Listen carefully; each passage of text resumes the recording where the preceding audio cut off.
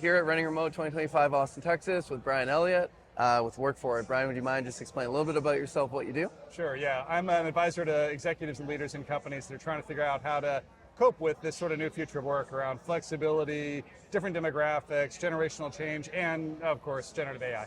Yeah, it's a time where they need guidance. There's a lot of Absolutely. uncertainty and things coming up. I guess my question to you is around retreats. Yeah. And what are some team building activities to help make the retreat most impactful? Okay, so I work with like senior executives in companies. I gotta tell you the story because I knew you would love it. Walk into this executive briefing and the CEO's got like his top 20 people sitting around the room. And they're like, we stumbled into remote first, kind of, sort of. We're not really sure that we're doing it right.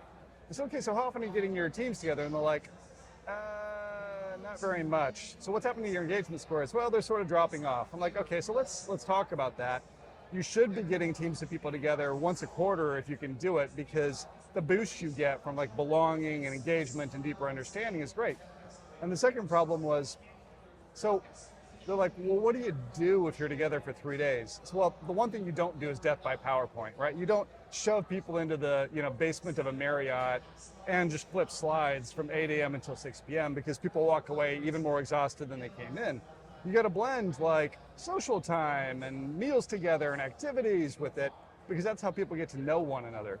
And then the next question, of course, was how do we do all that? Because most leaders, including me back in the day, don't know how to do all that. So it's gatherings and events for teams, because most big enterprises now are distributed, is a really big deal. And it's an important tool in the toolkit. 100%. And I guess, has there been a way that you've ever figured out to measure the impact of a retreat? Maybe it's emotional, maybe it's numbers. Yeah, literally. So Atlassian actually has a report on this. 1,000 Days of Remote, they put it out, or 1,000 Days of Distributed, they put out about a year and a half ago. They actually measured people's engagement like month on month for a period of time on a bunch of test cases.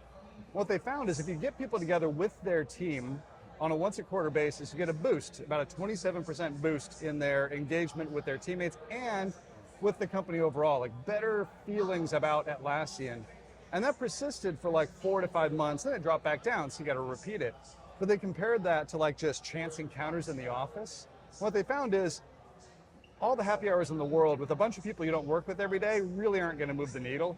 You and I, Corey, if we're working together, we got to get together. And that means treats, events, and gatherings, and that does boost it up.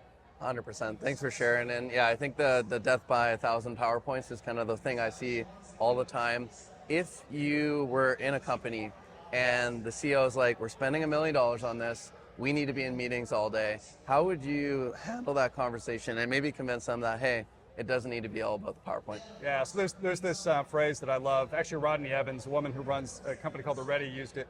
Don't overstuff the burrito. Like every event planner to some degree inside the company wants to like, let's do the strategic planning and we'll do next quarter's goals and we'll also do team and we'll also do this.